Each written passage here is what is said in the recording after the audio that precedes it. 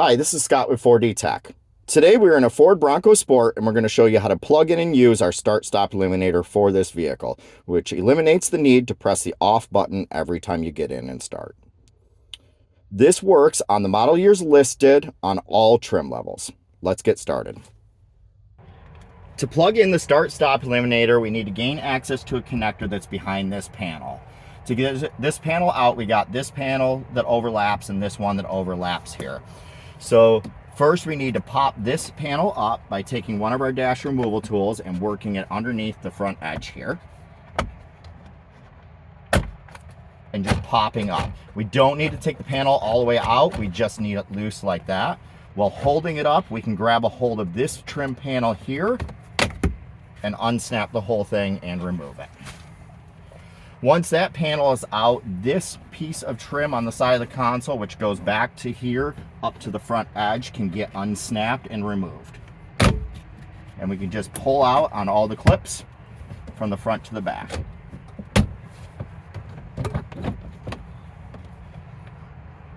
Once it's loose, you'll want to pull on the fabric of the seat and slide it out so you don't rub the clips on the side of the center console. And then we'll set this panel out of the way. If your Bronco Sport has the optional grab handle on the passenger side of the console, it will need to be removed to get the panels off. You will need a set of 5-point Torx security bits to remove the 3 bolts. The standard Torx is 6 points, so you'll want to make sure that your set is a 5-point security bit. Once those bolts are removed, the handle will come off the same way that the panel does that would be in its place. Once we have the side panel off of the console, right up at the front of the footwell here on the passenger side of the console will be this metal bracket that is over a connector that we need to access right here. This is the only semi-difficult part about this install, as we need to access the head to this single screw right here, which is on the front side there. It's a 7mm screw. And we are going to take a 7mm 1/4-inch drive socket. Deep well works better to get in there, and slide it in from the front and unscrew it.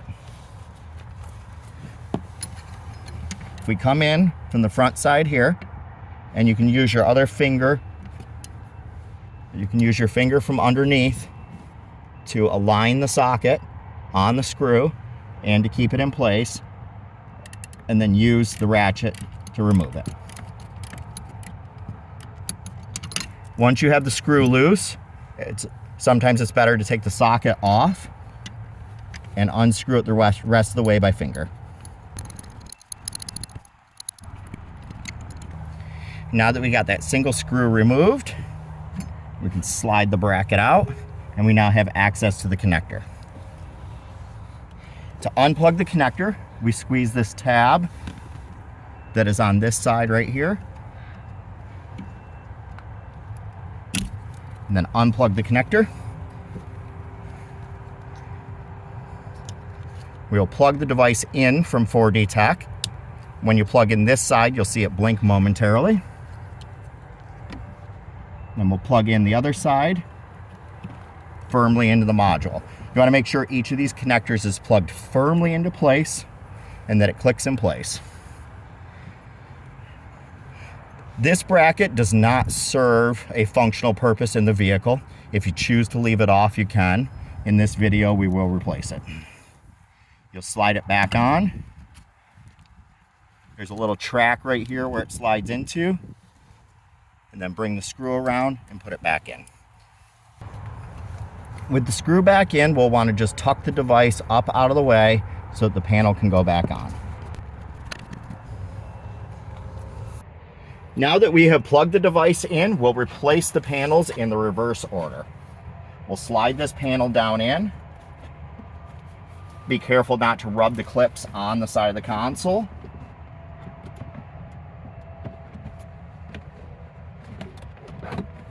Slide it forward to the clips align. A good one to align is this clip right here that you can see. And then work your way around.